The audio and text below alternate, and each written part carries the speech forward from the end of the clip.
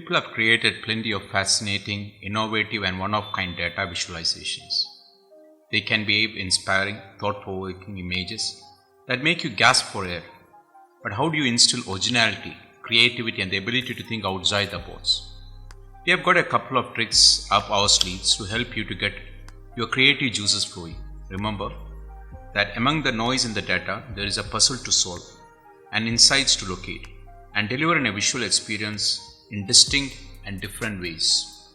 The most important thing to keep in mind is the data and the key message that the visualization must ultimately deliver, as well as what data is available. To begin, simply let go of all life's judgments and inhibitions. For now, your task is to come up with something unique, unusual, and even bizarre. So go ahead and take action. So rather than designing from the standpoint of the available chart, design from the standpoint of the data and goal. Choose a picture that best represents what you want to say instead of thinking about charts. Secondly, start working with your hands. Always tell people that they should use a pencil and paper, a whiteboard, or at the very least a tablet with a stylus, or their finger instead of software. Simply sketch out any idea you have graphically and move as quickly as possible. Although the result may appear to be disaster, it will provide you with ideas for future improvements. Instead of aiming for perfection, in this first phase, concentrate on speed and volume.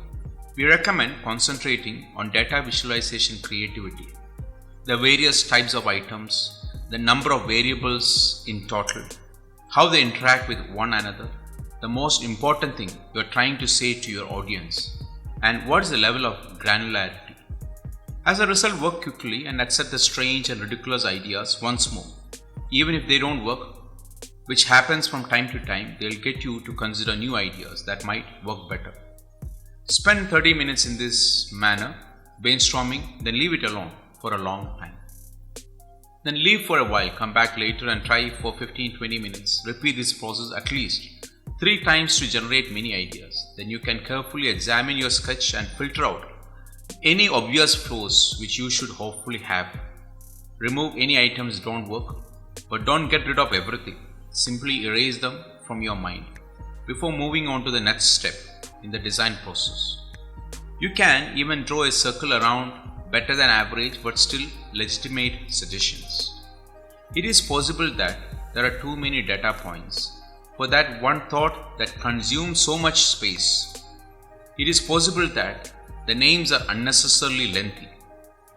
If the names are this long, will they fit on the screen or on the page? Is it even correcting grammatically? And be skeptical of your visual perceptions. If you're still unhappy with the results of your brainstorming, look for great visualizations on Behance or Google Images or even Pinterest. Perhaps someone else's work will inspire you. It's fine to be inspired, but before you use the method, trust yourselves to come up with something new. Finally, and most importantly, you must take action.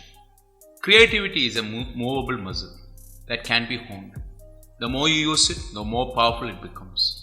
Your creative muscle memory will kick in as your confidence grows. Allowing yourselves to be creative will lead to be more creativity. Allow your inner 4-year-old to come out.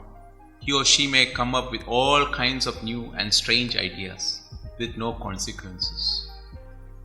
In the next session, we are moving more granular to understand the various elements to be considered for great storytelling.